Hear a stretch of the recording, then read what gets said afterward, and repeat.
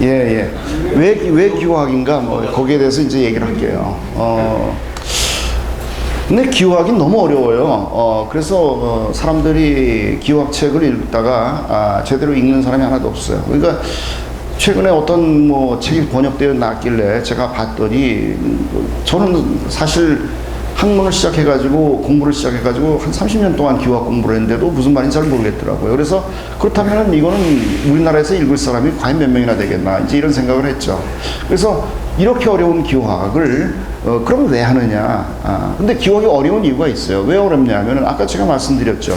뭐 예를 들어서 철학도 기호학으로 할 수 있고, 뭐 문학도 기호학으로 할 수 있고, 무슨 뭐 미술도 기호학으로 할 수 있고, 뭐 다 기호학을 할 수 있다. 그러면은 그 얘기는 결국 뭐냐면은 각 분야마다 다 존재하는 각기 다른 언어들이 있는데 그 각기 다른 언어들을 말하자면은 뭐 가로지른다고 그래야 되나 거기서 어떤 그것을 통괄해내는 어떤 하나의 그 메타 언어가 있어요. 그러니까 그거를 말하자면 기호학은 얘기해요. 그러니까 기호학적인 용어를 가지고 얘기하면은 이게 모든 분야에 다 적용이 돼요. 그러면 그 용어라는 것은 그렇게 쉽게 만들어지지 않겠죠. 굉장히 추상적일 수밖에 없어요. 그런데 그렇기 때문에 사람들이 무슨 말인지 잘 모른다. 이렇게 이제 되는 거고. 그 다음에 기호학자들은 그런 생각을 하다 보니까 어떤 생각을 하냐면은 기존의 어떤 용어 가지고는 잘 안 돼요. 뭐 사전이나 이런 데서 찾아볼 수 있는 용어 이런 건 안 되기 때문에 학자들이 자기가 용어를 만들어요. 만들어서 막 쓰기 때문에 더 어렵죠. 그러면 그 사람이 만든 새로운 용어를 또 이해해야만 이해할 수 있고 이렇게 어렵게 된다는 거죠. 그래서 사람들이 이제 기호학에 대해서 욕들 많이 하고 너무 어렵다 이렇게 얘기하는데 뭐 그런 것 때문에 어렵다. 그렇지만 아무리 어려워도 그것이 정말 필요하다면 그것이 정말 유용하다면 할 만한 가치가 있는 게 아니냐 뭐 이런 얘기 할 수가 있겠고. 그래서 왜 기호학이냐? 표현으로 문화를 창조한다 이렇게 얘기했어요. 그 얘기를 간단하게 얘기하면 이런 거예요. 기호라는 것은 무엇이 무엇을 나타내는 거다 이렇게 얘기했잖아요. 근데 무엇이 무엇을 나타낸다는 얘기는 뭐겠어요? 그 두 개의 무엇이 있는데 두 개의 무엇은 같으면 안 돼요. 다를 수밖에 없어요. 그러니까 그 다른 것들 간에는 일종의 어떤 충돌 같은 게 생겨요. 그러니까 내가 예를 들어서 슬픈 마음이 있다 그러면 슬픈 마음을 무엇인가 표현했다. 그러면 그 표현이라는 것은 100% 완벽한 표현이냐? 그렇지 않아요. 내가 아무리 내가 가지고 있는 어떤 슬픔을 아무리 열심히 표현해도 내가 표현한 건 또 달라요.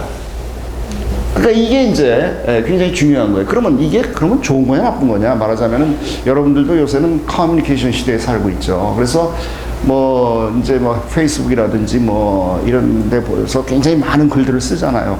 우리 배 총장님도 굉장히 많은 글을 쓰시고, 그래서 이제 제가 열심히 읽는데 잘 이해가 안 되는 부분이 너무 많아가지고, 근데 하여튼, 뭔가 이제 표현을 한 거죠. 근데 그 표현한 것과 내 마음 속에서 표현하고자 하는 그 내용은 같을 수가 없다는 거예요.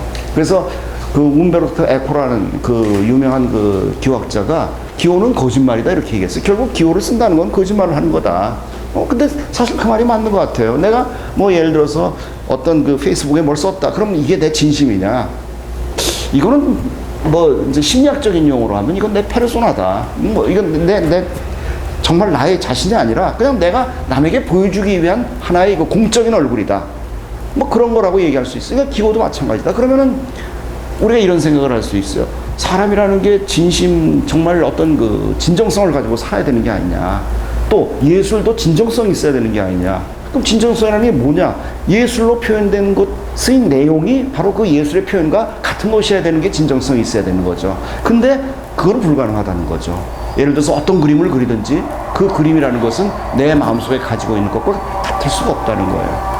그러면 그게 안 좋은 거냐? 안 좋지 않다는 거예요. 왜? 안 좋지 않다는 얘기는 그렇기 때문에 나는 무수하게 많은 것들을 만들어낼 수가 있어요. 만들어낼 수가 있다는 거죠. 그럼 그렇게 무수하게 만들어낸다는 것은 바로 창조한다는 얘기예요.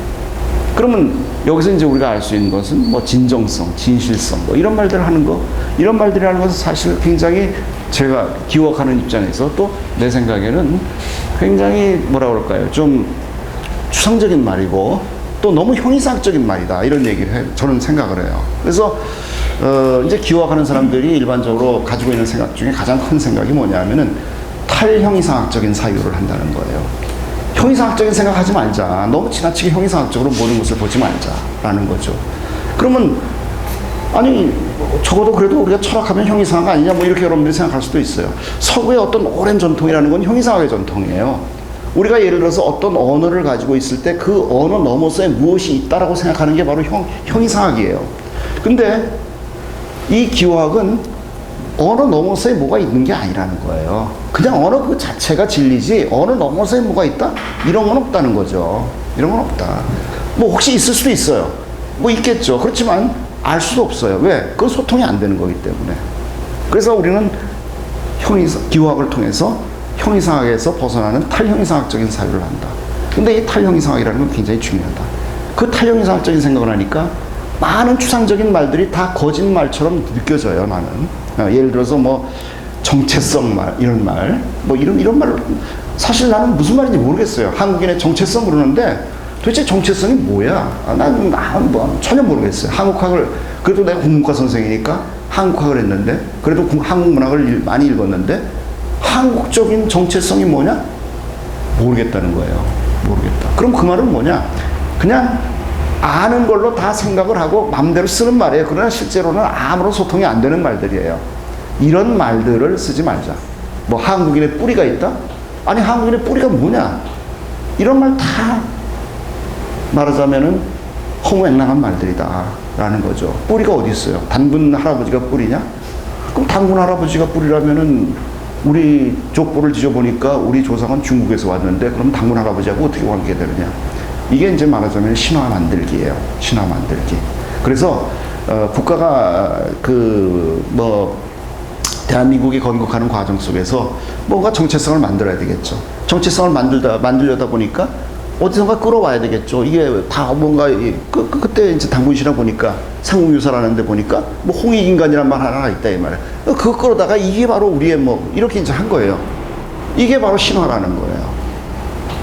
그러니까 이런 것들이 말하자면은 뭐 배달민족, 뭐 단일민족, 뭐 이런 신화를 자꾸 만들어내고 이런 신화가 만들어지니까 어떻게 돼요? 뭐 말하자면 이제 일종의 인종주의 같은 거 만드는 거죠. 뭐 유색인종, 우리가 유색인종이니까 뭐 예를 들면 피가 다르다 그러면은 잡족이다 이렇게 보고 말이지. 이런 거. 뭐 이건 뭐 히틀러나 똑같은 생각이에요. 히틀러가 집시하고 유태인을 다 죽이려고 했던 게 다 뭐예요? 이게 잡스러운 인종이다 이거예요. 그러니까 다 죽이겠다는 거죠. 이런 생각을 하게 만드는 거죠. 나는 뭐 그냥 옛날에 조그만 우리 집에 우리 뭐 김기호 선생님도 잘 아시겠지만 우리 차돌이라는 개가 있어요. 그 개가 이제 잡종 약간 믹스견이고 이제 이런 개인데 이게 이제 그 아파트에서 길렀던 개인데 아파트에서 얘를 데리고 산보를 나가면 사람들이 귀엽다 그러면서 묻는 말이 뭐냐 하면은 종자가 뭐냐고 물어요. 아니 개는 귀여우면 됐지 이게 종자가 뭔지를 알아서 뭐하나. 잡종이냐 순종이냐 이게 관심이에요 이 사람들은. 이게 뭐 순종이냐 잡종이냐. 그런 개에 대해서 그런 생각을 가지고 있다면 분명히 사람에 대해서도 그런 생각을 가지고 있을 거란 말이에요. 이 사람이 도대체 순종이냐 잡종이냐. 근데 이게 이제 말하자면은 우리 어떤 그 머릿속에 잘못 뿌리 박힌 신화의 어떤 그 한 나쁜 영향이라는 거예요. 잡종이 좋은 거다 나는 그렇게 생각을 해요. 뭐 순수주의, 뭐 절대주의 나 이런 굉장히 나쁘다고 봐요. 왜냐하면 순수하다고 생각하는 사람은 다른 것을 다 배제하려는 어떤 그런 배타성을 갖게 돼요. 그러니까 순수주의 안 좋아요. 절대주의 안 좋아요. 이게 다 안 좋은 거거든요. 그래서 인간은 좀 잡된 것이 좋다. 또 어차피 이 삶이라는 건 좀 잡스러운 거 아니에요, 그죠? 근데 순수한 척 하다 보면은 정말 다른 사람을 갖다가 이렇게 배제하게 되고 배타적이 되고 심지어는 적대감을 갖게 돼요. 그래서 이제 뭐 종교에서도 원리주의 이게 굉장히 위험하잖아요. 그런 것 때문에 전쟁이 나고 그런 것 때문에 사람을 죽이고 이렇게 되는 거죠. 자, 그 다음에 경계를 넘어선다는 건 아까 이제 얘기한 것처럼 정말 경계를 넘어서는 거죠. 아까 뭐 철학, 역사학 뭐 이런 거 다 기호학으로 할 수 있다. 그럼 뭐 철학 기호학도 있고 뭐 역사 기호학도 있고 문화 기호학도 있고 무슨 예술 기호학도 있고 뭐 그러면은 이런 기호학들이 다 기호학이라면 이 기호학들은 서로 말하자면은 소통하는 언어를 가지고 얘기를 해요. 그러면 당연히 예술과 철학과 문학과 이런 것들이 다 소통할 수밖에 없죠. 그러니까 저는 뭐 제 주변에 이제 뭐 학문하는 사람들이 많이 있는데 뭐 아무래도 학교에 있다 보니까 그 사람들이 이상하게도 자기 학문에 대해서 굉장히 그 집착하고 조금이라도 그 학문을 넘어서면 너무너무 굉장히 그 미안해하는 걸 보아요. 뭐 예를 들어서 이거는 제가 문외한이라서 잘 모르겠습니다. 막 이런 얘기를 굉장히 경향지사죠, 일종의.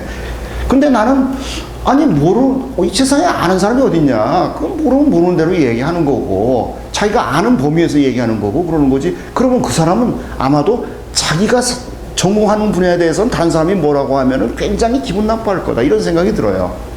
그렇겠죠. 근데, 나는 미술 잘 모르지만, 그리고 미술하는 사람들 만나면 또 미술에 대해서 한마디 해요. 내가 아는 만큼 하는 거니까. 그렇게 해야 소통이 되지 않겠어요? 문학하는 사람, 전공 안 했더라도 문학에 대해서 얘기할 수 있고. 이런 것들이 이제 어떻게 보면 좋은 사회지. 각자 다 전공이 있어가지고 그 전공 아니면 다른 얘기를 하면은 큰일 나는 것처럼 생각을 하고 또 내 전공을 누가 얘기하면 자기 무슨 영역 침범한 것처럼 생각하고 이게 잘못됐다는 거죠. 근데 기호학은 그걸 넘어서게 해준다. 이제 그런 겁니다. 실용성을 추구한다. 기호학의 실용성을 추구한다는 건 뭐냐면은 기호학은 매체를 다루는 학문이에요. 기본적으로. 기호는 하나의 매개체예요. 매개라는 것은 무엇을 위한 매개예요. 그러니까 이건 실용적일 수밖에 없어요. 무엇을 위한 매개니까.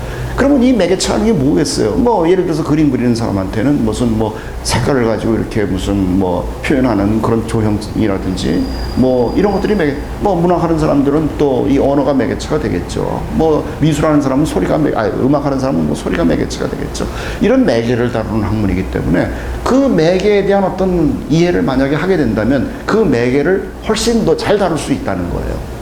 그러면 그 매개를 잘 다루게 된다는 얘기는 그 매개를 통해서 할 수 있는 소위 말해서 효과를 극대화시킨다는 얘기죠. 그렇게 되면은 그게 바로 훌륭한 예술가가 된다. 그래서 저는 이런 그 매개 기호가 매개니까 예를 들면 그 매개라는 것은 굉장히 상당히 고난도의 매개다. 난 이렇게 생각을 해요. 그러니까 이게 단순한 매개가 아니다. 이제 영어로 얘기하면 좀 sophisticated하다는 말을 쓰는데 굉장히 복잡하고 상당히 어려운 매개. 근데 그렇게 하면은 더 깊어진다는 얘기예요. 예를 들어서 그림을 그리는 사람이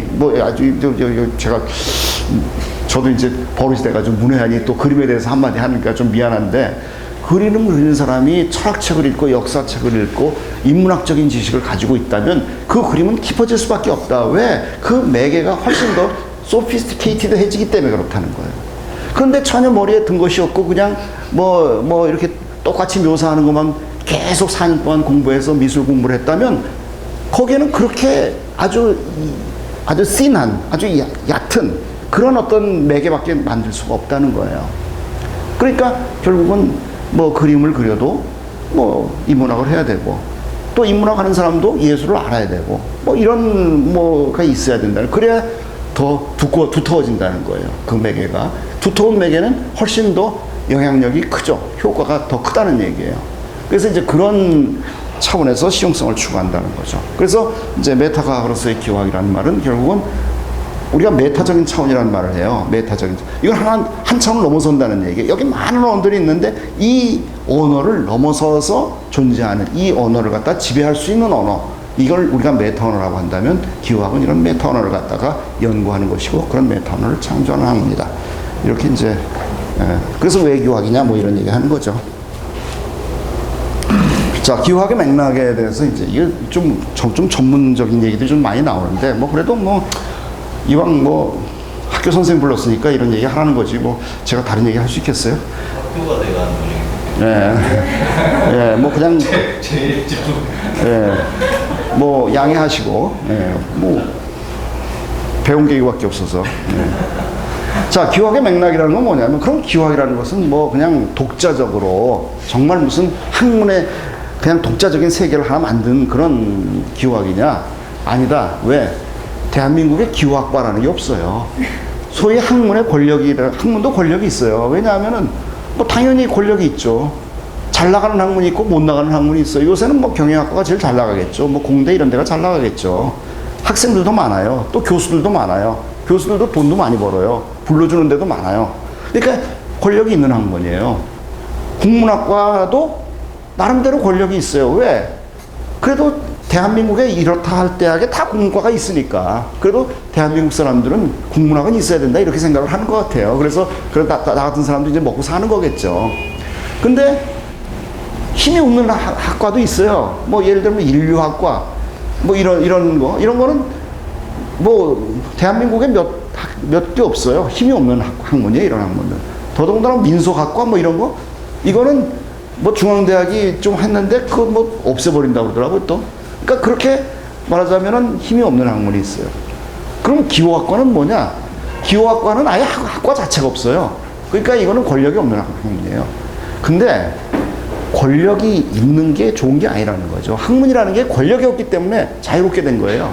그러니까 나 같은 사람도 기호학하고 미술하는 사람도 기호학하고 철학하는 사람도 기호학하고 다 기호학하는 거예요. 그러니까 기호학회에 가면은요. 굉장히 다양한 분야의 사람들이 다 모여가지고 얘기를 해요. 그러니까 너무 재밌어요. 그래서 나는 국어국문학회는 안 가요. 기호학회만 가지. 거기 가면은 별의별 사람들이 다 있으니까.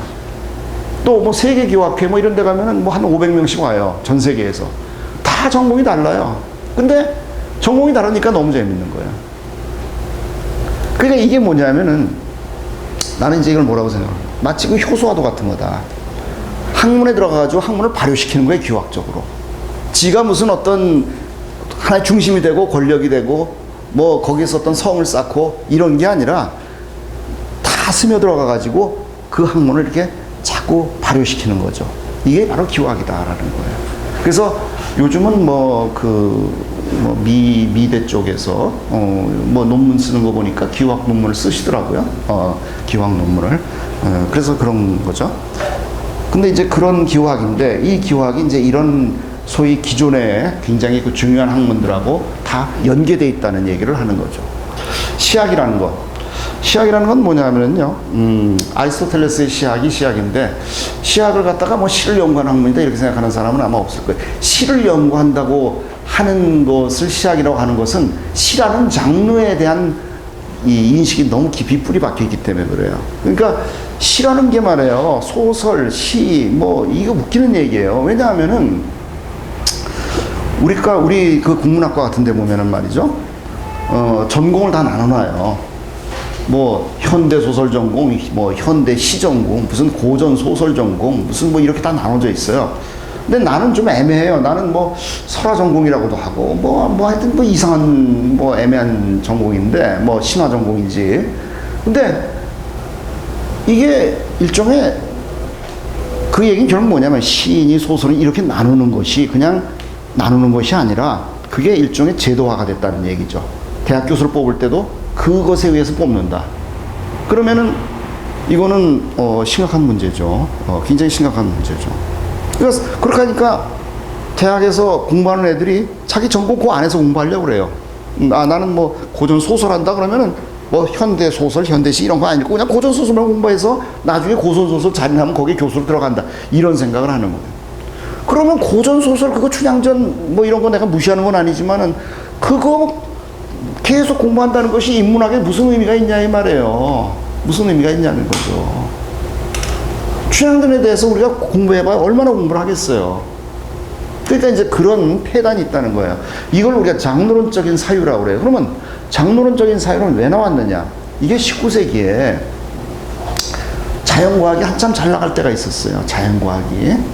그러니까 자연과학이 갑자기 발달해가지고 자연과학 가지고 20세기는 엄청난 그 풍요를 누리고 뭐 엄청나게 멋있는 그런 미래가 올 거다 이렇게 생각을 한 거예요. 그러니까 어떤 바람이 불었냐면 야 그러면 인문학도 그러면 자연과학처럼 하자 이렇게 된 거예요.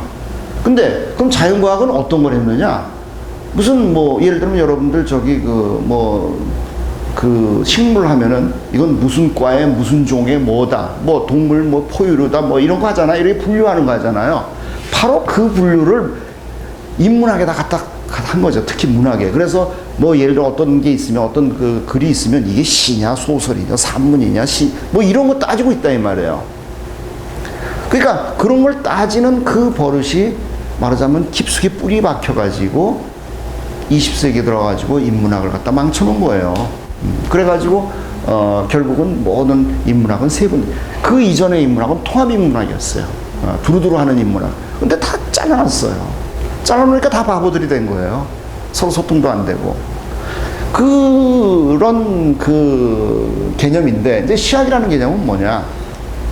시라는 게 아니라, 그냥 그 아리스토텔레스의 시학이라는 게 있잖아요. 아리스토텔레스의 시학이 심한 연구한 거 아니에요? 거기 보면은 뭐 희곡도 얘기하고 비극도 얘기하고 뭐 다 얘기했잖아요. 뭐 카타르시스도 얘기하고 무슨 뭐 다 얘기한 거 이 시학이에요. 그래서 이제 이 시학이라는 것은 한마디로 말하면은 예술, 오늘날 따지면 뭐 미학 비슷한 건데, 뭐 예술을 예술답게 하는 것이 뭐냐, 이걸 다루는 게 바로 시학이에요. 예술을 예술답게 하는 게 뭐냐. 그래서 그 시학이라는 개념은 뭐 예를 들어서 이 문학에만 적용하는 개념이 아니다. 뭐 예를 들면 그 뭐 모든 담화 속에 다 있다는 거예요. 그래서 나는 우리 그 배 총장님이 페이스북에 딱 올린 글을 보면 정말 시적인 글들이 많아요. 근데 시적인 글의 특징은 뭐냐? 무슨 말인지 잘 모르는 게 시적인 글의 특징이에요. 그 말은 무슨 얘기냐? 예, 함축적이라는 얘기예요. 함축적이다. 함축적이다. 그러니까 직설적으로 얘기하지 않고 함축적으로 얘기한다는 거거든요. 함축적으로 얘기하면 금방 이해가 안 돼요.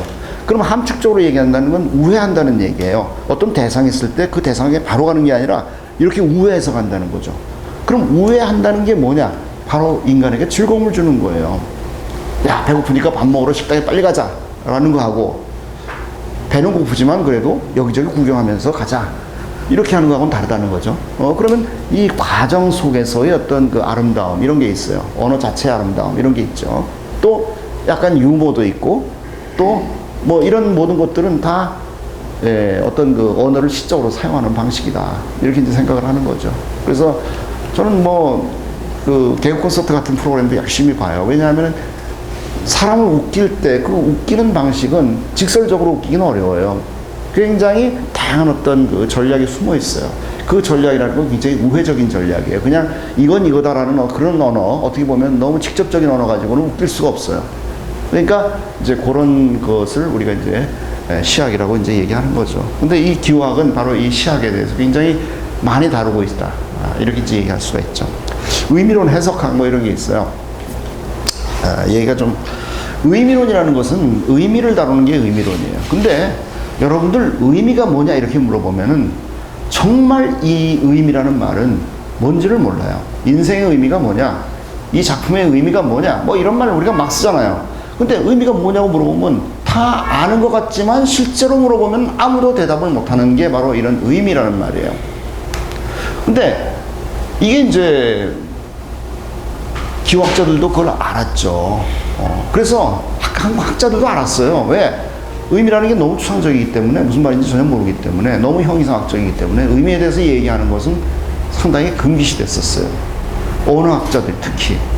언어학자들은 굉장히 그 과학적인 사람들이에요. 인문학자들 중에서도. 그러니까 이 사람들이 이제 제일 먼저 하는 학문이 뭐냐면은 뭐 그 음성학, 음운론 이런 학문을 했어요. 그러니까 음성학, 음운론 이거는 명확해요. 왜냐하면 음성은 소리를 다루는 거고, 음운론은 소리의 질서를 다루는 거거든요. 입에서 예를 들어서 브라는 발음하고 푸라는 발음하고 어떻게 다르냐 그러면 입 모양을 연구하면 나와요. 그러니까 이런 거는 과학적이란 말이에요. 그런 거는 연구했는데 뭐 예를 들어서 어떤 문장을 놓고 이 문장의 의미가 뭐냐 하니까 여기는 다루기가 어려운 거다, 이렇게 되는 거죠. 근데 이제 기호학자들이, 야심찬 기호학자들이 이거 의미도 다뤄야 되겠다, 의미도 이제 기호학적으로 다뤄야 되겠다, 그렇게 하다 보니까 이제 의미를 갖다가 과학적으로 설명하는 그런 이론을 만들어내게 됐죠. 그래서 이게 이제 바로 기호학이라는 거고요. 해석학이라는 것도 뭐 예를 들면 해석학이라는 건 뭐 성서 해석학에서 나온 거예요. 그러니까 하나님이 뭐 성서에다 뭐라고 말씀하셨는데 이걸 어떻게 해석하느냐, 뭐 이걸 주관적으로 해석해야 되냐, 객관적으로 해석해야 되냐, 뭐 직관적으로 해석해야 되냐, 무슨 뭐 분석적으로 해석해야 되냐, 뭐 이거 가지고 싸운 거죠. 그러니까 예를 들면 이제 뭐 이 뭐 종교 얘기가 좀 나서 안 됐지만, 뭐 예를 들면 이제 그 캐톨릭하고 이 개신교는 어떻게 다르냐, 뭐 캐톨릭이라는 것은 리추얼을 굉장히 중요하게 여겨요. 리추얼이라는 건 뭐겠어요?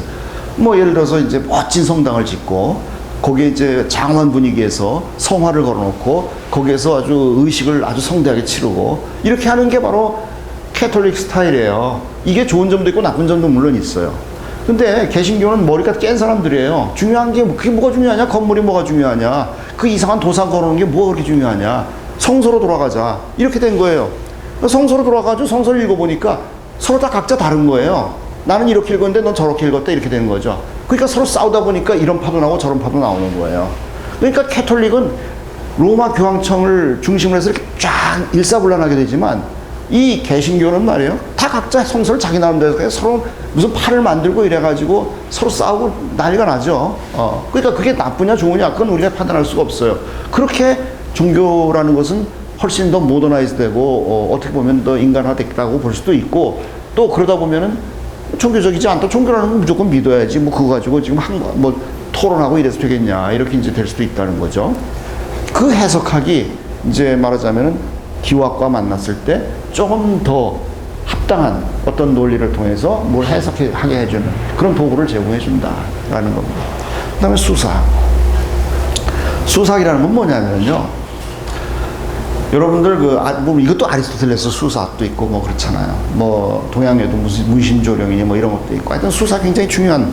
근데 우리가 예를 들면 그리스 시대에 뭐 레토릭이라는 것은 뭐겠어요? 웅변술이잖아요.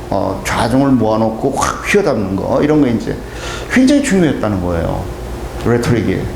그러니까 가장 중요한 학문 중에 하나. 근데 오늘날은 레토릭, 수사학과라는 것도 없고 이것도 아까 얘기한 것처럼 학문적 권력이 아무것도 없는 거예요. 그냥 중고등학교 학생들이 수사법이라고 해서 이게 은유냐 환유냐 제유냐 이런 거 공부하는 것이 다지 수사학이라는 것이 뭐 별 힘이 없는 거다.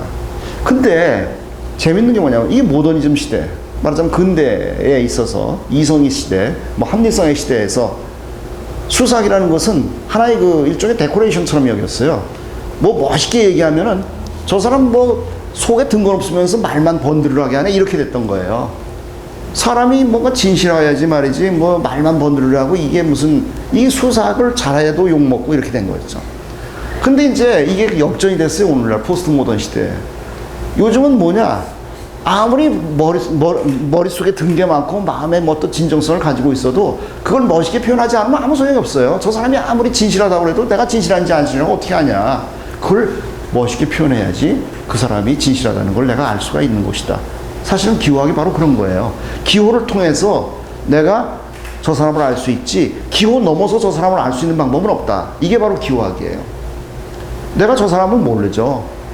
모를 수밖에 없어요. 그럼 내가 뭘 통해서 아느냐? 저 사람이 한 말, 저 사람의 표정, 뭐 이런 모든 것을 통해서 내가 저 사람을 파악하는 거지 저 사람의 마음속에 내가 들어가 가지고 할 수는 없는 거다. 그래서 이제 수사학은 이 시대에 굉장히 중요한 게 됐어요. 그래서 이제는 모든 것이 다 수사학적이 됐죠. 여러분들 아까 제가 자꾸 페이스북 얘기하지만은 페이스북에 나오는 많은 레토릭들 정말 그 멋진 레토릭들이 많잖아요. 이런 레토릭들이 바로 어떻게 보면은 이 시대의 어떤 그 하나의 그 뭐라 그럴까요? 새로운 어떤 그 언어 활동이라고 이제 얘기할 수가 있어요. 이 시대를 지배하는 언어 활동. 멋있게 얘기할 줄 알아야 돼요. 이제는 그냥 뭐 마음만 나는 진실하지 말은 잘 못한다. 뭐 이런 옛날에 그게 통했어요. 저 사람은 정말 마음은 진실한데 말을 잘 못해. 뭐 이거 다 이해해주는 그런 거였는데 요새는 그게 안 돼요. 왜냐하면은 그러면 내가 저 사람이 진실한지 안실한지 알 수가 없죠. 어떤 생각을 하는지도 알 수가 없고 바로 기호라는 매개를 통해야만 우리는 그 사람을 알 수가 있다. 논리학과 인식론. 이 논리학이라는 것은 뭐냐면은 뭐 쉽게 말하면은 기호도 논리가 있다라는 거죠. 그러니까 우리가 어떤 것을 통해서 어떤 것을 말하자면은 그 파악해내는데 그 파악해내는 과정이 일종의 추론의 과정이에요. 그 추론이라는 게 바로 논리적인 추론이라는 거죠. 근데 이제 뭐 어차피 오늘 얘기 다 못하니까 뭐 그냥 얘기하다 말 건데 그냥 뭐 겉에만 그러니까 이제 뭐 한마디로 말하면 서로만 이제 얘기하고 끝날 것 같아요 지금. 근데 논리학에서 이제 그 재밌는 논리학이 뭐냐면은 가축법이라는 게 있어요. 이거 되게 어려운 말이에요. 가축법. 근데 이제 이 말이 왜 어려우냐면은 여러분들이 논리 그러면은 귀납법, 연역법은 많이 들었는데 가축법은 못 들어봤을 것 같아요. 근데 귀납법, 연역법이라는 거 여러분들 뭐 논문 쓸 때도 뭐 논문 쓰시는 분도 있고 안 쓰는 분도 있고 뭐 논문뿐만이 아니라 어떤 사유 생각을 할 때 말하자면 뭐 귀납법적으로 한다, 연역법적으로 한다 이런 게 있잖아요. 귀납법적으로 한다는 거는 많은 사례를 연구해가지고 거기서 어떤 결론을 끄집어내는 거예요. 뭐 예를 들면 뭐 여론조사 같은 거죠, 일종의. 뭐 여론 표 조사해가지고 이번에는 누가 대통령이 되겠다 뭐 이런 거 하는 거, 이런 걸 이제 귀납법이라고 그래요. 연역법이라는 건 뭐냐? 쉽게 말하면 3단 논법이에요. 뭐 사람은 죽는다, 뭐 소크라테스도 사람이다, 그래서 소크라테스 죽는다, 뭐 이런 거, 이게 연역법이에요. 그러면은 귀납법, 연역법 다 뭐가 문제냐면은, 귀납법은 아무리 많은 사례를 얘기해도 그건 그냥 일종의 개연적인 것만 얘기하지 확실한 걸 얘기할 수가 없어요. 왜냐하면 이 세상의 모든 사례를 다 보지 않았기 때문에, 그 중에서 뽑아서. 그렇기 때문에 추구조사가 자꾸 틀리는 거예요. 예. 그게 이제 귀납법이에요. 연역법이라는 건 뭐냐? 사람은 죽는다부터 시작하는데, 사람 죽는다는 그 가설 자체가 너무나 확고하기 때문에 그 다음에 나오는 그 추론은 다 그 전제에 종속되는 거예요. 그러니까 더 이상 앞으로 나가지를 못해요, 연역법이라는 것은. 그러니까 연역법적인 사유를 하면 안 되는 게 뭐냐면은, 머릿속에 너무 확고한 생각을 가지고 있으면 그 생각에서 벗어나지 못해요, 여러분들이. 모든 그 세상을 다 그렇게밖에 볼 수 없는 거죠. 근데 이제 가축법이라는 게 뭐냐면은, 가축법이라는 건 이런 거예요. 그냥 예를 하나 든다면은,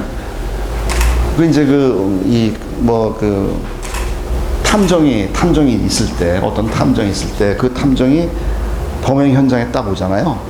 범행 현장에 딱 오면은, 뭐 셜록 홈즈 이런 사람이죠. 이런 사람들이 딱 오면은 직감적으로 범인 누구야 이렇게 딱 머릿속에 딱 떠오르는 게 있어요. 근데 이제 뭐 이런 멋진 탐정은 그러는데, 뭐 이 소위 그 경찰들, 뭐 경산지 뭐 이런 사람들은 뭐 막 지문도 찾고 뭐 막 야단 법석을 치겠죠. 근데 탐정은 그런 거 안 해요. 그냥 탁 보면 알아요, 상황을 보면은. 이게 말하자면은, 그래서 이제 예를 들면 이런 거예요. 탁 보더니 저기 그 어떤 그 타이피스트가 있는데, 어떤 여자가 있는데, 그 여자의 그 셜록 홈즈가